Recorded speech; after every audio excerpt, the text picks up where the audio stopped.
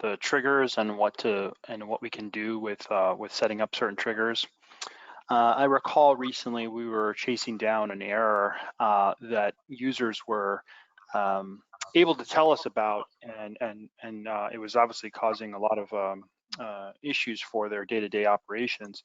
So what we were able to do is we were actually able to set up a trigger so that when the active window became an error, we actually could use that and take a screenshot of that actual error so we could see what was happening. This was actually extremely useful because far too often as IT professionals, we would say, oh, okay, when the error happens again, give us a call. And I can tell you that while good intentions are that they want to help you and to solve their problem, they're probably in the middle of something else.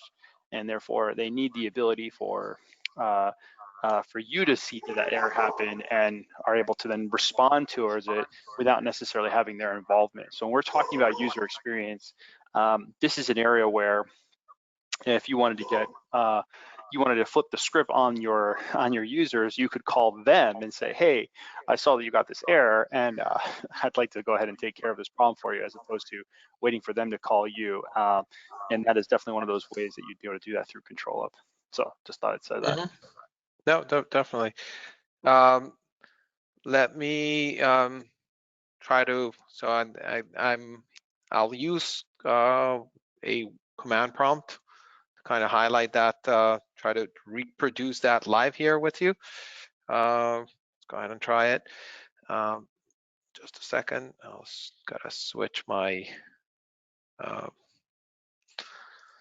my screen to show the whole desktop. Okay. Can you see my screen now? So you should be able to see. Okay, awesome. So what I'm going to do is on this Windows desktop over here, I'm actually going to manipulate the title of the command prompt to have error. If I can type it correctly. Now you could see that reflected immediately over here.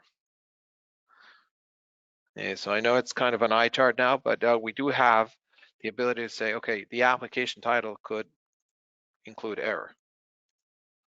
So I'll change that to something else, and let's create a trigger that will actually look for that error window. Am I walking down the path that you were presenting earlier? Okay. Yes. So this is exactly what we had to do. I'm going to look at a session record, and again, pardon me for the switcheroo. I do want to keep this. There, you should have easier to look. So I'm going to create an incident trigger for a session where the session includes in the application title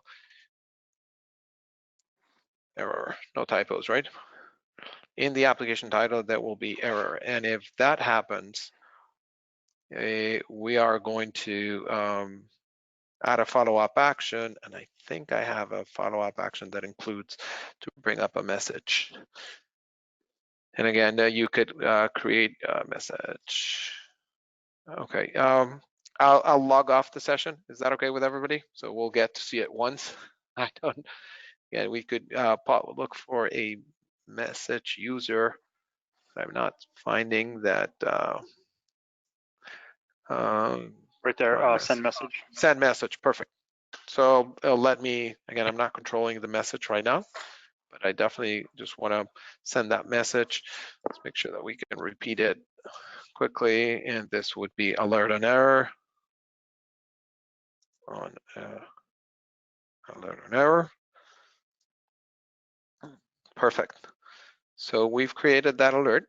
Let me switch back to that dual display. Okay, and that trigger has been set. What I'm going to do, let's just host name. I'm in machine 004, just so that we can follow it easier. There's that application title, and I'm going to send it again to error. Now I'll keep my hands up away from the from the keyboard, what you're going to see is you're going to see how once it detects the error in the application title, it should bring that pop-up into the user session and trigger that reaction, letting the user know, again, we used a message that said no corporate streaming, no Netflix allowed, but you can see how by detecting, in this case, a message of error in the title of an application, we were able to present the user with a message. Yeah. Now, what we've done in the past here, I mean, this is, I think, just to kind of show you the power that you can do here. For us, we used this to actually save the screenshot to a repository, and then we were able to use that in further troubleshooting later. But the point is still there that you're able to create something that really changes the script, if you will, for working with your users, where they're always having to call you for a problem, and then you're actually able to do something ahead of the time for them. So that's really, really powerful.